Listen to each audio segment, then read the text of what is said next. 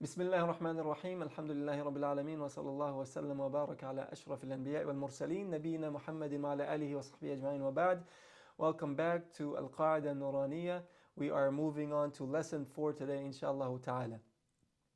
So in lesson 1 we identified the letters, the alphabet, individual letters. In lesson 2 we went over letters, letters that are connected, how they look, and we went over lesson 2, and then lesson 3 we went over al-huruf al-muqatta'a. In lesson 4 we're going to go over al-harakat. Harakat is a plural of haraka. Haraka means a diacritical mark or short vowel. So there are 3 short vowels. A fatha, all right, it's usually going to be written on top of a letter. This is called a fatha. And you have a kasra, all right, it's going to be written at the bottom of the letter here, color brown here. And then a dhamma is going to be written at the top of the on top of a letter. So again, these are called harakat, the plural of haraka. And haraka means a short vowel, which means that there are long vowels, and long vowels are going to be covered, inshallah ta'ala, in lesson 7, inshallah ta'ala, lesson 6 and lesson 7, inshallah ta'ala. So fatha is equivalent to the vowel A in English. All right. So when you see a fatha, it's telling you to make the sound, and then kasra is equivalent to the I, the vowel I. All right, the E sound, and then dhamma is equivalent to the vowel U, which would make the U sound.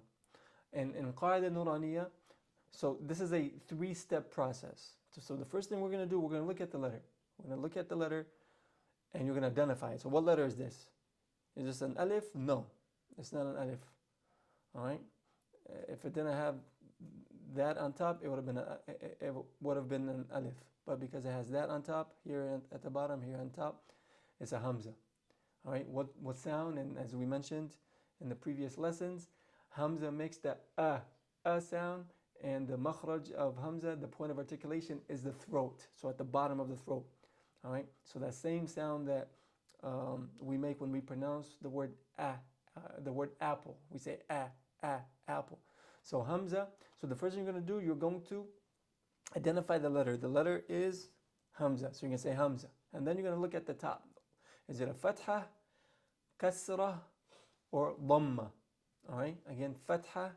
F-A-T-H-A, fatha, kasra, K-A-S-R-A, and dhamma, all right, D-H-A-M-M-A, dhamma. All right, so here we have hamza, and then on top, is it this, or this? Is this, all right, it's at the top. If it was this, then it would have been at the bottom here. And this kind of looks like a little wow, all right, so that's here. So here we have hamza. Step number 1, identify the letter. And step number 2, identify the diacritical mark. What's on top of it? What's the haraka? The haraka is fatha. Now combine the two.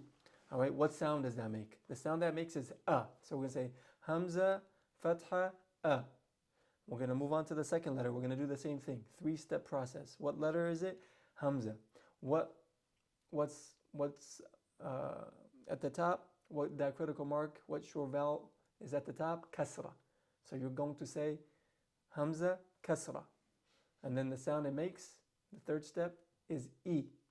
Once you're done, you're going to come back and you're going to only make the sound this letter makes along with the fatha, and the sound this letter makes along with the kasra. So you're going to say E. And then here you're going to do the same thing. All right? Hamza, dhamma. What sound does that make? O. Now we're going to come and we're going to only make the sound that each of these letters make along with the diacritical mark or the short vowel that is on top of it or on the bottom. So here E, U, E, U. We're going to take another example, and then inshallah ta'ala we'll move on to lesson 4. So here ha, fatha, ha. the sound it makes is ha. So you don't want to say ha. That's a common mistake. Ha fatha ha. That's wrong. Ha fatha ha. Ha. Just one vowel count long. Remember when we talked about harakat, the meaning of haraka or vowel count? All right, haraka has two meanings. Haraka can be a short vowel, in this case, a short vowel, and it can also be, haraka can mean the period of time it takes you to pronounce a fatha. So ha fatha ha, that's one. In the previous lesson, when we were elongating those letters, alif lam, we made those 6 harakat long. So here it's going to be just 1 harakat long. You're not going to make it 6 harakat. You're just going to say ha. If it was 6, it would sound like this. So one is going to sound like this, ha. 2 would be ha, ha. 3 would be ha, ha. 4 would be ha, and then 6 would be ha. All right, that's another meaning of haraka. So here, ha fatha ha, ha kasra hi. Again, 3-step process. Identify the letter, identify the short vowel, and then the sound it makes. The sound here is going to be he, ha, he, ha, he. All right, and then we're going to go again. Once you're done with the second letter, once you finish the second letter, you're going to go back and you're going to say the sound of the letter along with the diacritical mark with a short vowel. So you say ha, he. All right, here ha dhammahu. So we're going to come here and we're going to pronounce each letter. We're going to pronounce the sound that each letter makes along with the diacritical or the short vowel. All right, with the fatha and the kasra and dhamma. Ha, he, hu. All right, so you want to do that with every letter.